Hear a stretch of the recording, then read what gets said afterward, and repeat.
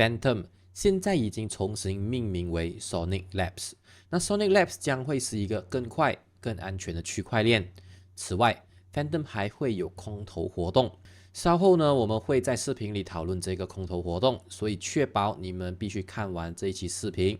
那这一期视频呢，我们还会聊一聊 Sonic 是什么，它有什么独特之处，以及全新的 S 代币和如何获得这些空投奖励的资格。这期视频呢是由 Bybit 所赞助的。那只要你还没有注册过 Bybit， 今天呢，只要你点击我的链接注册，就可以获得15 USDT 的奖励了。那方法就是去到福利中心完成任务。之后呢，就可以领取奖励了。那处理时间是需要大概2个星期。那如果你是中国的用户，也是可以参与这个活动的。所以赶紧点击我的链接注册吧。Sonic 是全球最快的 EVM 链，提供通往以太坊的安全关卡，并实现一个区块终结 （One Block Finality）。这个项目是由 Sonic Labs 推出的，千万不要和另外一个 Solana 上构建的 Sonic 搞乱了。那个 Sonic 呢是 Solana 上的其中一个项目，在 Sonic Labs 的官方贴纸里，你会看到很多类似像诈骗这样的回复。那大家呢一定要注意他们的用户名字，官方账号是 OX Sonic Labs， 外面呢有很多的骗子，他们会用各种的手段引导你点击链接，盗取你的资金，所以务必小心。所以呢，确保你们看到的是正确的信息。那 Sonic 的独特之处是什么呢？目前他们还正在测试的阶段，等他们上线之后可能会有所不同。但现在的情况是，他们的交易终结时间是达到了720毫秒，也就是说，你在区块链上发起的任何一笔交易，可以在不到1秒的时间内完成。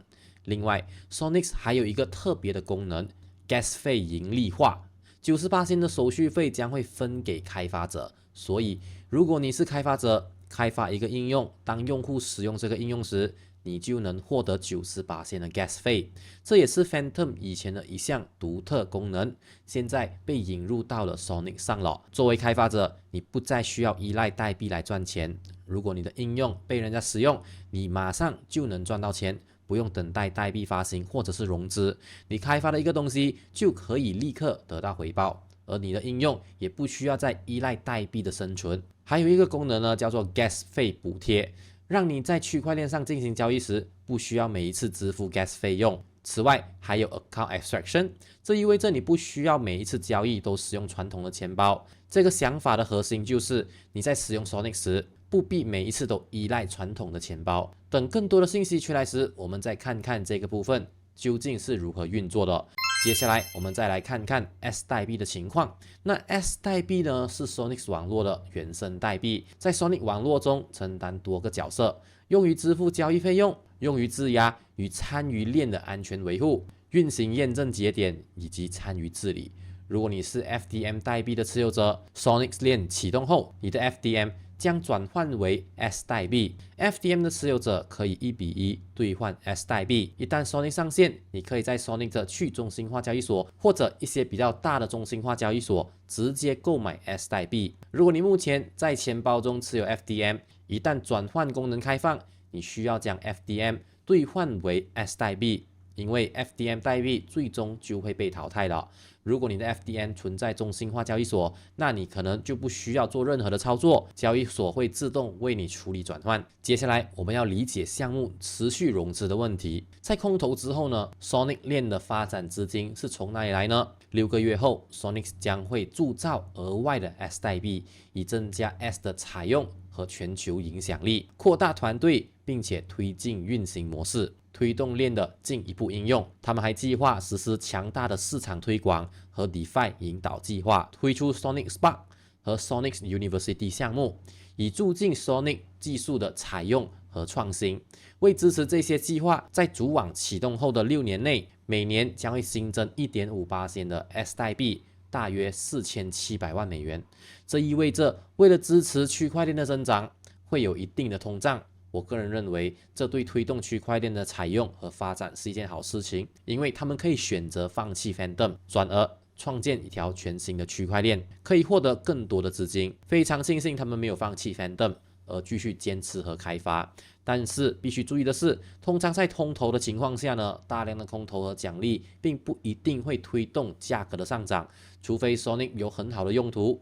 所以投资 S 代币呢，还是有存在一些风险，因为很多人收到空头之后呢，会选择抛售，导致代币的卖压逐渐增加，从而可能引发价格的下跌。接下来呢，我们来探讨一下空头以及如何通过参与 Sonic 区块链的早期阶段获得他们的空头。那 Sonic 计划空投1.9亿枚的 S 代币，目的就是激励 Opera 和新的 Sonic 链的用户。主要的空投活动呢是包括 Sonic Gems 和 Sonic Boom 的赏金计划。那 Sonic Boom 呢是一个专门为开发者设计的赏金计划，允许各种类型的开发者参与 Sonic 技术和社区互动，从而赚取 Sonic Gems， 以便在即将到来的空投中获得奖励。那 Sonic 还在寻找30个项目来到他们的链上构建，领域包括支付、借贷、NFT 工具、稳定币、收益、游戏、交易所、去中心化金融，也就是 DeFi 和社区项目。那很多项目可能会申请，但他们只是会挑30个而已。因此，你可以关注那一些已经申请并且表现非常好的项目，使用这些应用程序可能会增加你的空投机会，因为 Sonic 会为这些项目提供代币，而这些项目将会把代币空投给用户。那作为用户或者是开发者， Sonic 的空投激励机制可能是如下：为 Sonic 应用提供流动性。当你看到某个平台可以提供流动性时，你需要参与流动性挖矿，在 Sonic 上进行质押和验证。质押和成为验证节点，可能也是空投资格的条件。使用流动性质押代币 LST， 如果 Sonic 上呢有 LST 代币，你需要参与。那开发者方面呢，如果你是开发者的话，确保你的应用被用户广泛的使用，产生大量的 gas 消耗，这将会让你更有资格获得空投。参与社区活动和任务，如果你是某个项目的开发者，奖励你的用户使用你的应用，可能会让你们的项目的用户获得更多的空投机会。跨链桥直接到 Sonic， 当 Sonic 主网上线时，你需要将资金跨链到 Sonic 的链上，重复进行桥接操作，也可能会提高你获得空投的机会。